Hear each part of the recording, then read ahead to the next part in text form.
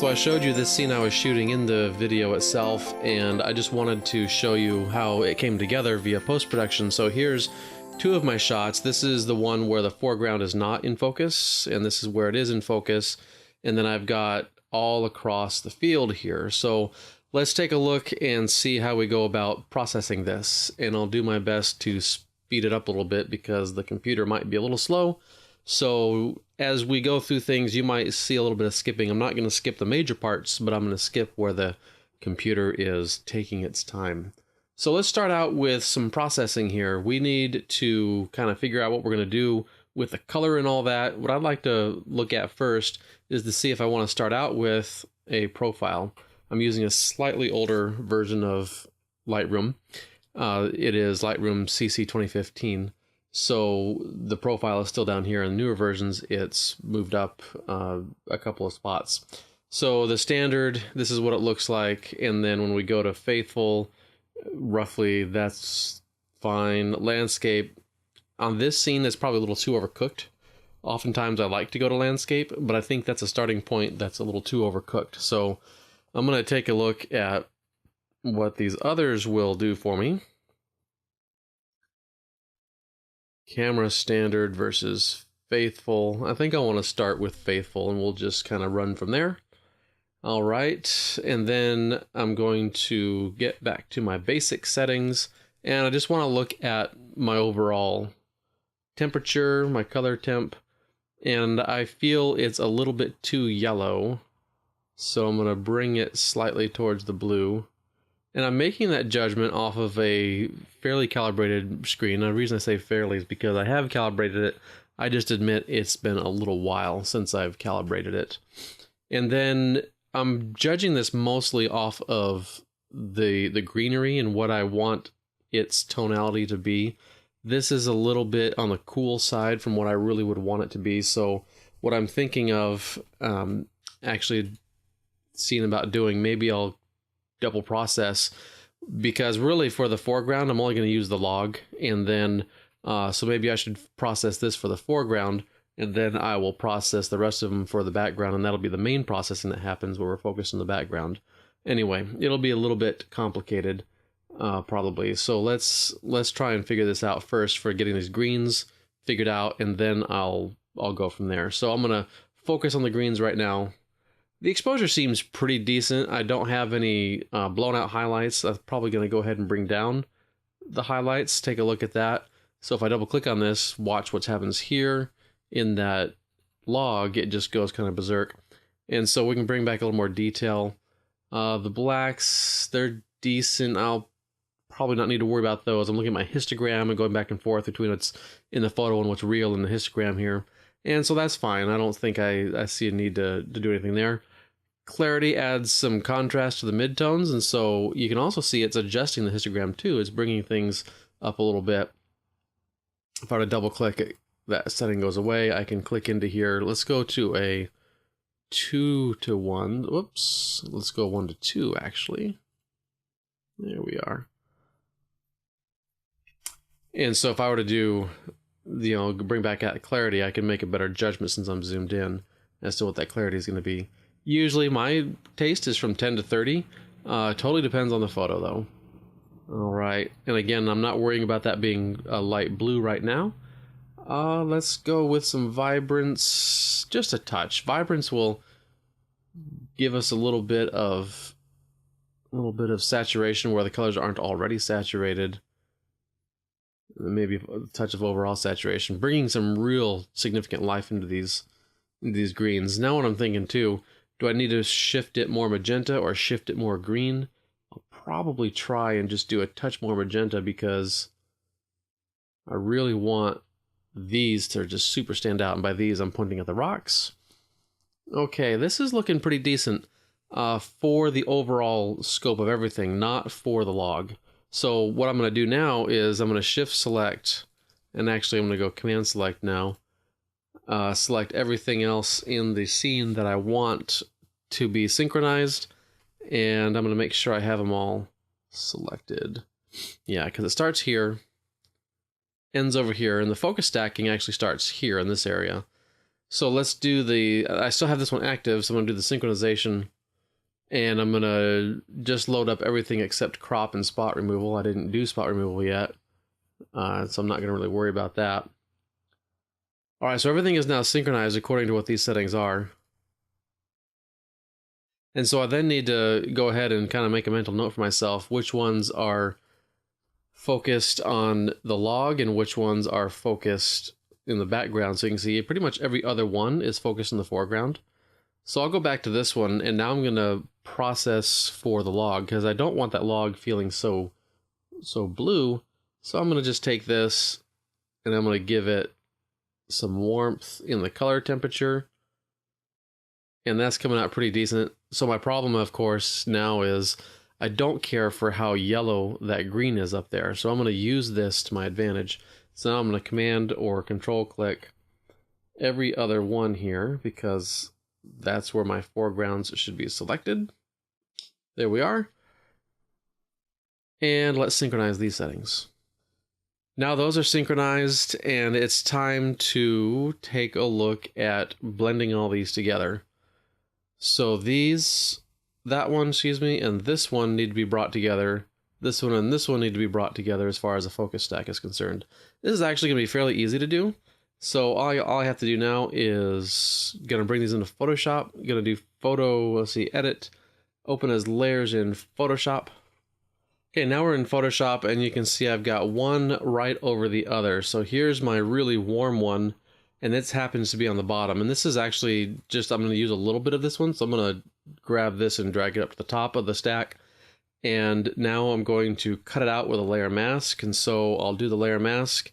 And then since black is my background color, I know I can hit Command and Delete, and I'm on a Mac.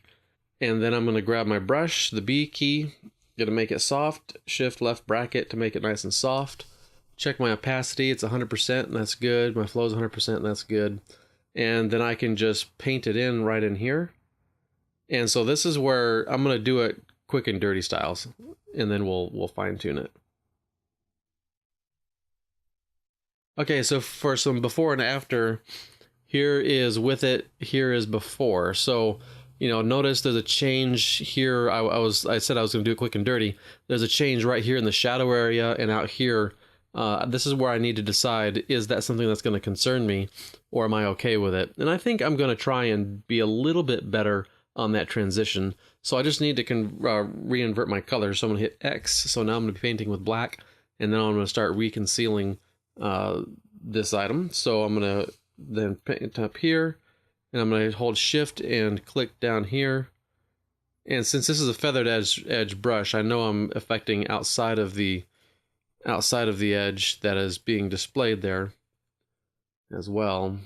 And let's bring this back. Alrighty. Bring that back so it feels a little more natural.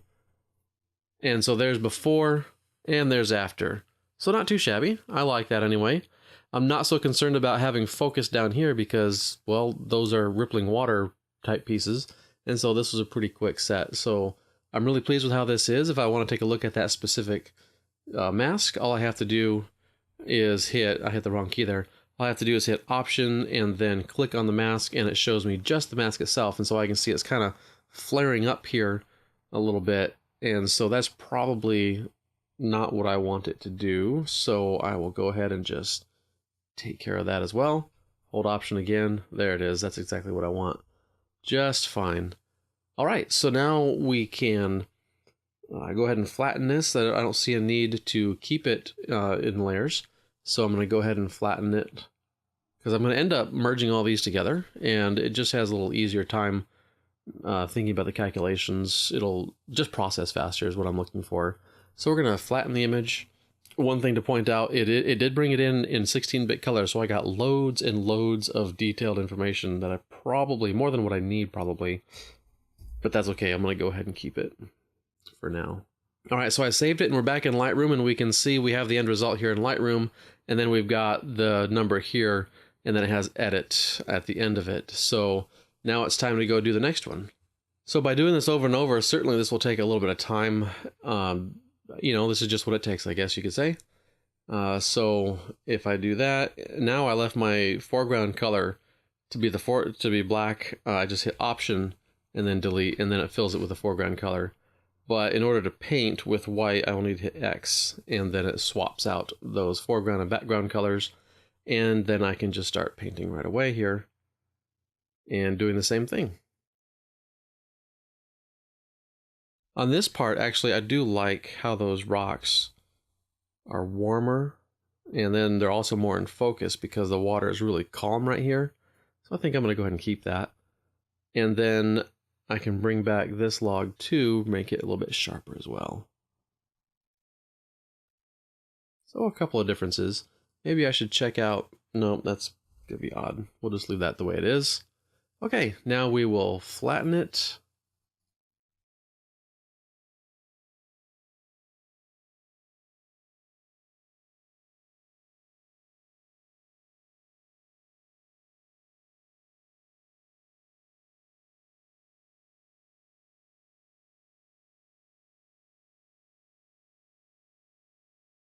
All right, we sped through that pretty quick, and now it's time to do the merge. So here's the first one, and then we're gonna go with this one. And thankfully I've got the little thing changing here, so I know I can pick up my edits as I go through. That's good. And then this is where I didn't have any focus stacking. It's just getting it further and further to the left. So we will pick these up, and hopefully they will align pretty well. So I'm going to merge things in Photoshop this time rather than using the photo merge for Lightroom. Biggest reason I want to do that is if there's just a little bit where it's just a little bit off, I actually have some flexibility in Photoshop. If it doesn't align something just right or whatever the case might be, I can have more flexibility in Photoshop to fix it rather than trying to worry about fixing it in Lightroom, which is going to be impossible. So let's jump into Photoshop and make this a panorama. I often like to do cylindrical. Just from experience, it's just something that tends to work out really well for something like this. But if I need to, I'll switch to spherical if for some reason cylindrical just really messes up. Oftentimes I've had auto just really mess up, and then perspective, go ahead and experiment with it so you know what it does, but I've never had it work well. Oh, there we have it. We're finally done. We're in Photoshop, and it has done a pretty decent job. You can see probably here this little white border between the two frames. Sometimes it messes up like that, but when you flatten the image, it will disappear. So what I want to make sure is not happening is that I don't have any really super odd transitions, and I think I'm seeing one right here actually. So take a look at this transition right here. I just do not care for that at all, and it's just going really wonky right here on this log. I'm not sure exactly what's happening, but I can tell that this image right here, I'll try and make these a little bit bigger. I can tell that this image is hardly ever used at all, but that's also not an image that I need to worry about. So it's a transition between this image and this image. And exactly what that transition is and what it's doing, it's kind of strange.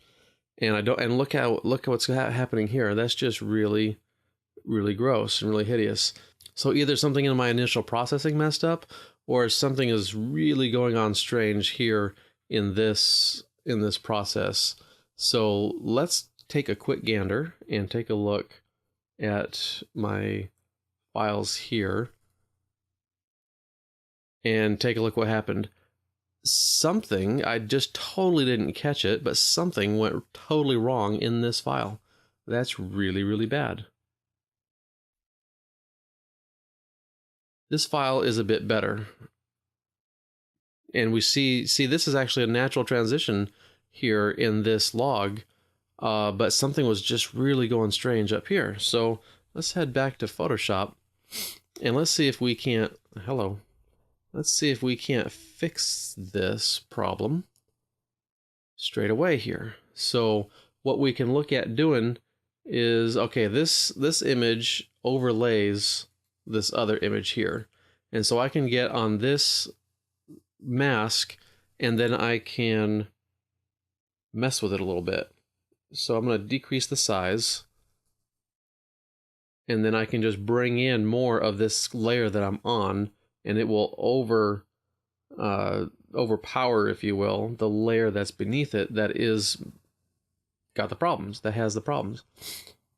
The problem we come to is sometimes, as I'm rotating the camera, we have this thing called parallax, because I'm not using a really exact nodal point, panorama head. I'm going to have some subtle shifts from one point to the next, from frame to frame. That's why it's really good to have some overlap. And so basically I have come across, I've effectively fixed this now, and it's all right. This is looking a lot better. There's still some, I feel, oddities going on on this log right here, and I think I'm going to need to do a little more fixing. I'm going to go ahead and let's see what I can do here to bring in this entire piece of the log.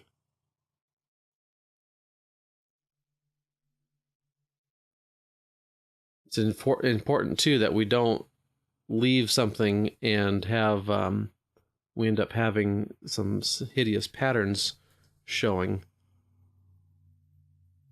Like these two lines. That would be bad.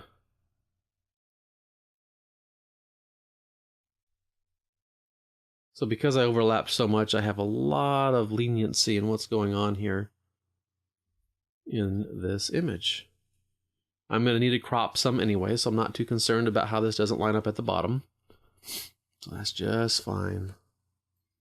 All right, so I'm going to reverse my foreground, background colors, and I'm going to ease this transition to the rocks.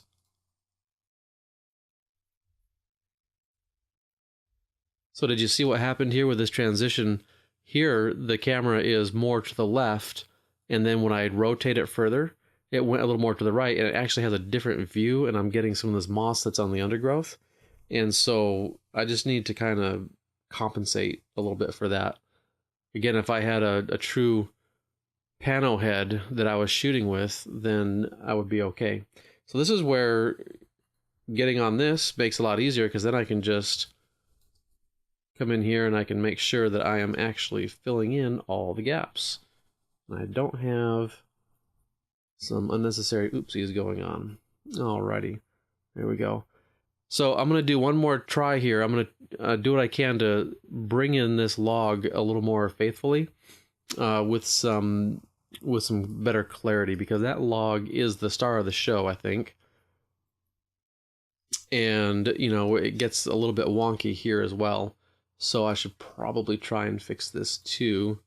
That's on this one here.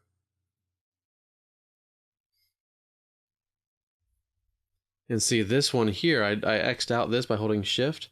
So this portion here is actually okay. That's looking pretty decent. So if we can bring this part of the image, of the log, into the image, then we're going to be good. See how that's working out? That's just kind of gross. So let's back this off. I'm going to use some black, and I'm going to back this off, and I'm going to show that layer beneath. I'm going to go as far as I can with it. Hopefully it goes all the way here. Yes. See, this is right to this point. That's where the transition doesn't really matter so much.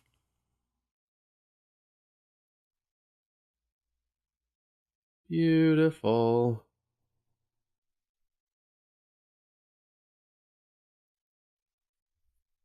All right, that's looking really good. Now, by crossing out this, I really didn't do much, because it was only showing up here and only showing down here, and then I've got this one coming in underneath it, but it's largely ignored now because this is overlapping it. So we need to take a look at this transition now. See where that's coming in, and how this was blended in over before it.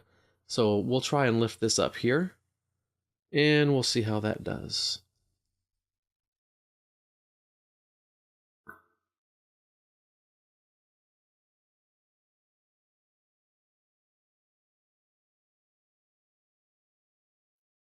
It's a little bit odd.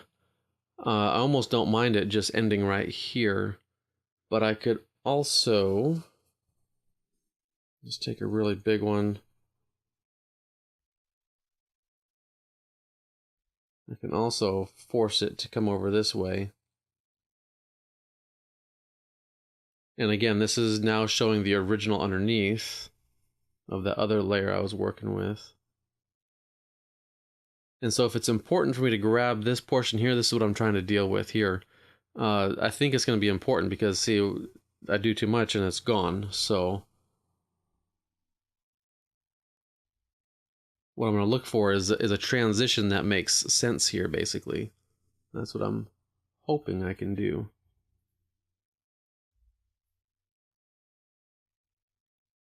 We'll leave that kind of fuzzy.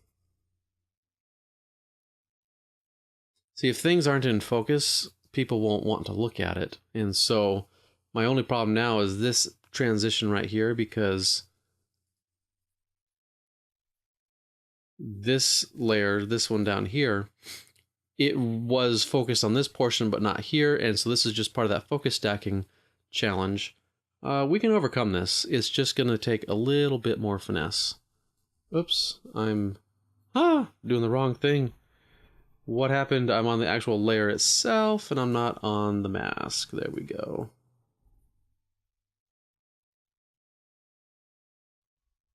So here's what I'm going to do to blend this portion in a little better. I'm going to go super duper big. Oops, wrong way. Right here. And then I'm going to take my opacity down to like 20, 30%, somewhere in there. And I'm going to play with it a little bit. See, I don't really like what's going on there because there is a subtle shift in the content. So now that I see what's really happening, I can readdress this by doing something fancy dancy. So let's make this a hard edge brush. Let's solidify this up here. And so on this layer, since this is the ending layer, and so on this layer, I'm going to take a blend mode of difference. And I'm going to then take the move tool, and I'm going to come in here, and I want to find out exactly where these things align. So you can see how when I bring these things together, for instance, up here, that's a big telltale sign. This item here, that little dot, if you want to call it that, it's wanting to snap to position. So I'm going to use my arrow keys. And so now I know I have a really, really closely aligned object. Again, that parallax was kind of getting the best of me. So now I have a really closely aligned object. So now when I do that transition, it should be a better transition. It won't just look all wonky. So let's take this back to normal. We still have a little bit of oddities going here. Let's see exactly what's happening in our... So there's the transitional phase. So I think what I need to do is just extend this a little bit. So let me get back on my brush. Gonna decrease the size, make it soft again. It's white, so it reveals, and I'm gonna take that opacity down a little bit.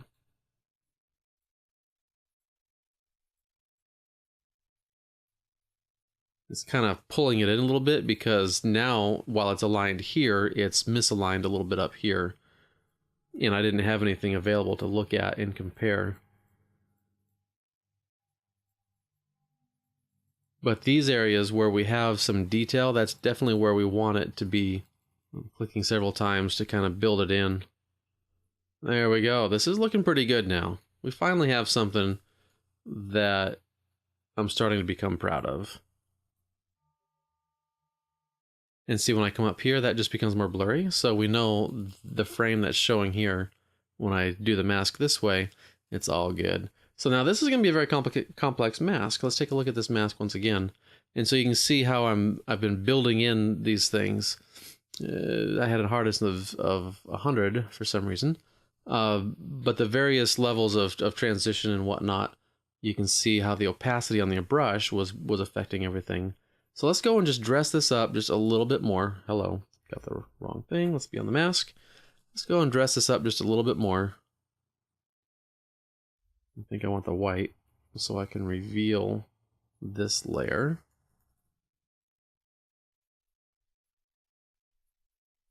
All right, let's go take a look again. Good. Alrighty then. I think we have ourselves a picture. All right, again, I was gonna look at bringing a log back in for this, so let's go ahead and take a look-see at what we got going on here.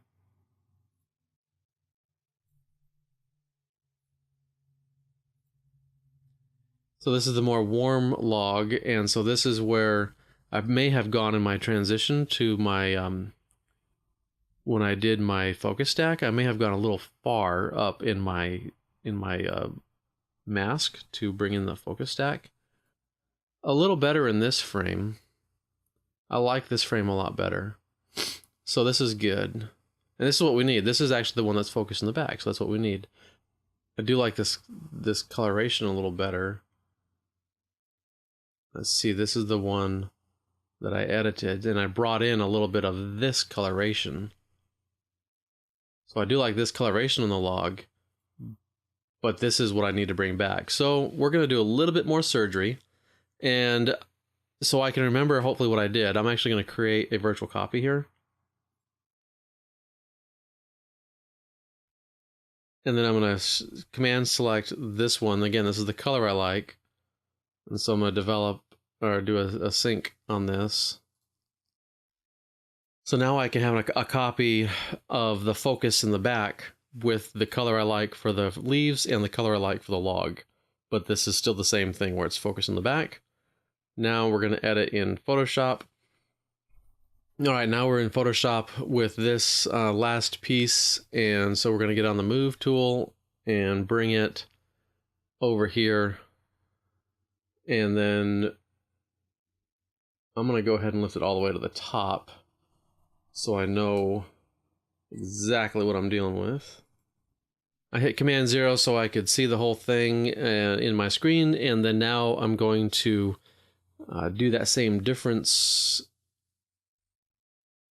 blend mode so I can get it really close here. But notice how much, well, I guess it's pretty good. I was thinking it might be a little further off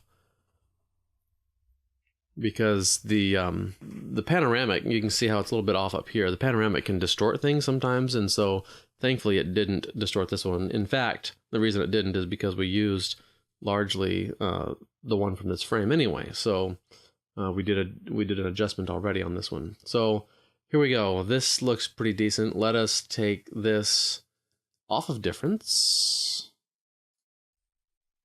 Gonna give it a layer mask. Gonna fill it with black so it totally goes away. And now we're gonna take our brush to white, and now we can just paint in this area. Hopefully I did it right. Yeah, so here we go. So see, here it is with the new detail, and there's the original as it happened. And so it was just getting a little overzealous when I did my initial edits on the focus stack. And now I'm just correcting for a sin that I committed back in the other file. And now we have it. This is just this portion in here is just gonna have to be out of focus because I don't have it more in focus. This is where a super detailed focus stack, and be getting 3 or 4 different transitions probably would have been a good thing. Okay, let's finish this image up. I'm gonna go and inspect some of these other areas over here and make sure I don't have anything goofy going on in the details. One of the worst things you can do in a pano is messing up and not catching something. I've had it go to where I publish one and then all of a sudden I notice it and I was like, why did I not see that? And it's really frustrating to have to go back and do the work and fix it up. Or, you know, sometimes I even make the decision to say it's not worth it, and I just don't even attempt it anymore. See, I do have something weird. I have an in focus and an out of focus right here. So something strange is going on here. I think this is where I had done some... See, we're probably going to get a little bit of a sort of a pattern like right in there, but usually the eye is not going to notice that. And I'm hunting now for a transition that will make sense. Oops, went too far there, so I'll come back and get it. So it just doesn't look weird. I had a little something there that just felt odd, and now I'm just having to push it around, and that's fine. I've got plenty of detail to work with. It's beautiful to have a dark transition like this, because that can be my stopping point, and I really love it when that happens. And let's make sure we finish that out, because that would have been weird. So just to be clear, so you understand what's happening, I'm on this layer, and I am using black to actually hide this layer now, and it's going to reveal what's in this layer down here. And so I'm trying to find that transitional area to where I can stop. Like, see on this, that and that are the same ones, and so that looks a little goofy. So I'm going to bring back,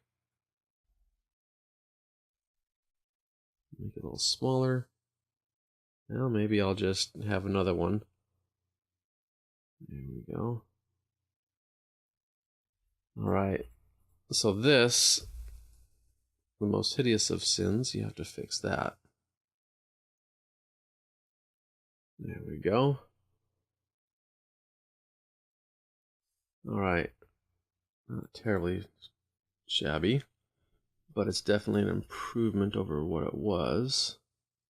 Okay, now it's time to flatten and crop it. And by flattening, we'll get rid of whatever else kind of, I guess I don't see that line that was in there before. But I'm just going to look and make sure. I do wish this was a little more in focus, but there's not much really I can do about it, because that one was focused here. And I made the choice to leave that out of focus. You see, this is kind of a weird transition here. So why don't we try and see if we can bring in another copy of that log that's in focus. This is exactly what I need. And we will just open this in Photoshop.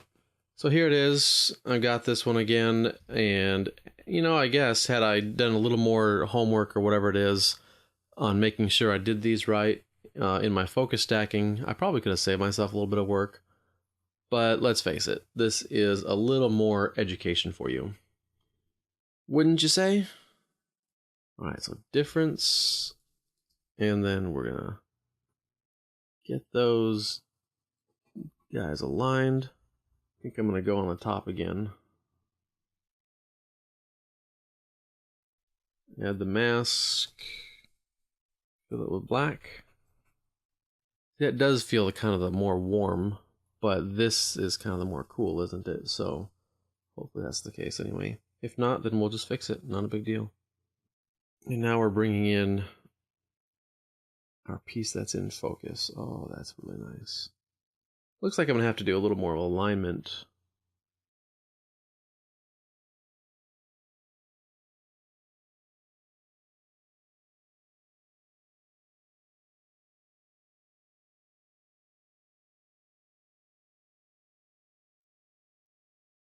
Okay, I think this is where I'm gonna stop it. Use this as my stopping point and the moss as my transitional point. Good.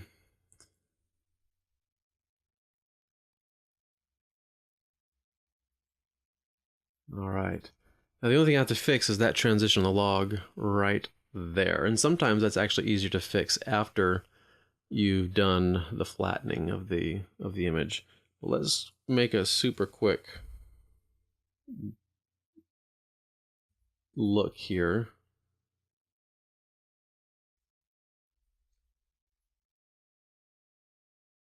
See, I can just run it right up into there. I think we're done. Now it's time to flatten and crop it and be call it real good. One last inspection. So C is the crop tool. If I were in Lightroom, I could use the boundary warp, but that's okay. We will just crop it out. It's going to be just fine. I overshot this anyway, so cropping a little bit is going to be just fine. In fact, I probably even want to adjust this a little bit. Trying to pull this a little bit more off center is my reasoning for that. So half the work I did over here, I'm just going to crop out anyway. But that's all right. If you remember, I went all the way into this transitional phase here, so it's still good. And now just this little bit here is kind of bothering me. So I either need to stretch it out or I need to crop it in even more. And then this starts in that rule of thirds area, so that's kind of nice. I think I'm going to leave a little more elbow room though. I think I like this a little better.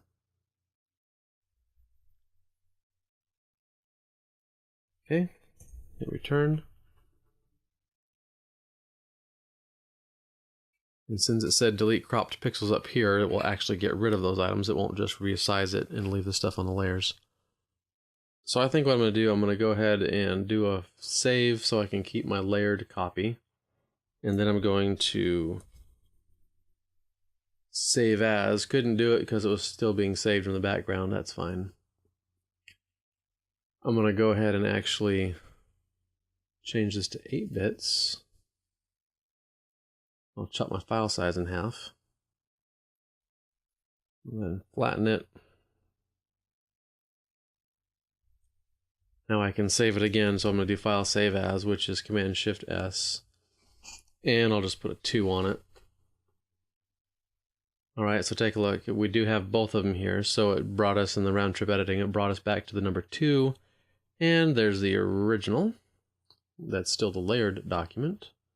But then this is the one that I'm going to be dealing with as far as submitting anywhere or whatever the case is. But if I need to, I have that layered document still. I can go back and fix anything else that may be a problem with some kind of transition that maybe someone sees and I'm just like, oh, that's embarrassing, I need to go fix it. So there you have it, Fern Canyon, and all of those focus stacked and panorama. And then because I committed a few Photoshop sins when I did the focus stacking, I had to go back and make up for it. And I was able to because I still, of course, had those original images and I was just able to drop in those 2 extra pieces that I needed to. Well, that is it for this one. I really appreciate you taking the whole time here with me.